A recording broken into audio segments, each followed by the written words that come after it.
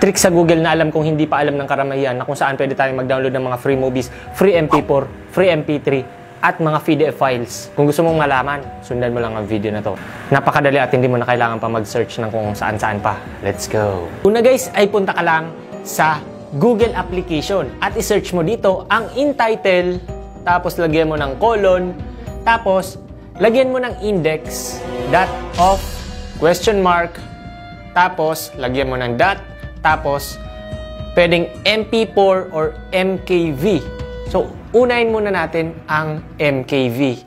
Ang MKV kasi, pwede ito makapag-download ng mga movies na gusto mo. So, dito ilalagay mo na yung title ng gusto mo na movies. So, for example, The Nun 2. Da-download natin, napaka-high definition. At i-search mo na. Ayan guys, lalabas na. Basta may mga index, yan na yun, pwede na yun ma-download. At dito makikita mo ang continue. Ayan. Tapos, i-zoom in mo lang ulit. Ayan, nagbo-blue na yan. Pindutin mo lang yan. Tapos, pwede mo na agad mapanood dito. You know, napaka-high definition. Hindi mo na kailangan pang pumunta sa mga websites na kung saan-saan. Dito lang sa InTitle. Sa search mo lang tapos yung ganun, yung title na ng movie. Solid. Pwede mo na agad itong ma-download. At, bukod doon, hanap pa tayo ng iba pang movie. Bukod sa The Nun 2, i-search natin ang iba. Kung gumagana ba talaga. So ito, itry natin itong Demon Hunter. Demon Slayer. Ayan. Sobrang rami dyan. Pumili ka lang.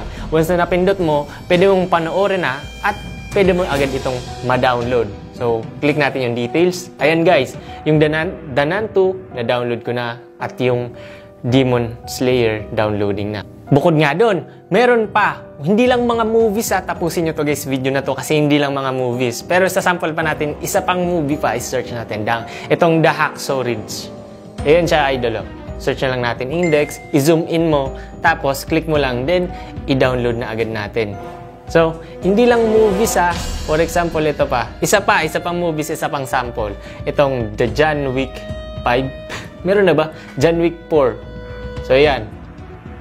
Once na-click mo, i-zoom in mo lang, tapos continue to site.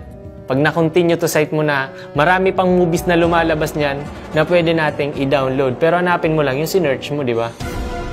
Bukod nga dyan, i-search ulit natin sa Google ang InTitle, index.of, .pdf.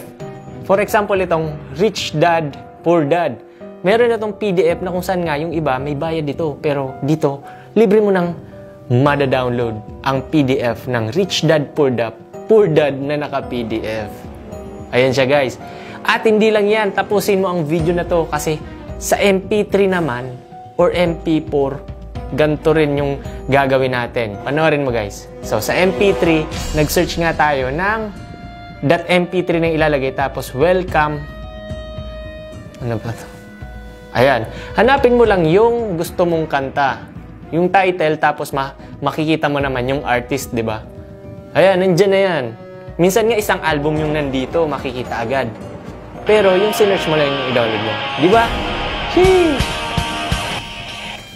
Napaka-high definition yan at pwede mo na agad yung i-download. So, try natin tong Welcome to the Black Parade. Ayan. Zoom in, tapos continue to site. And then, ayan. Minsan, no, isang album ng, My Chemical Romance yung nandito.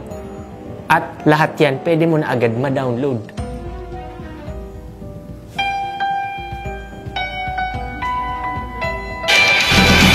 At kung gusto mo nang i-download, click mo lang yung download.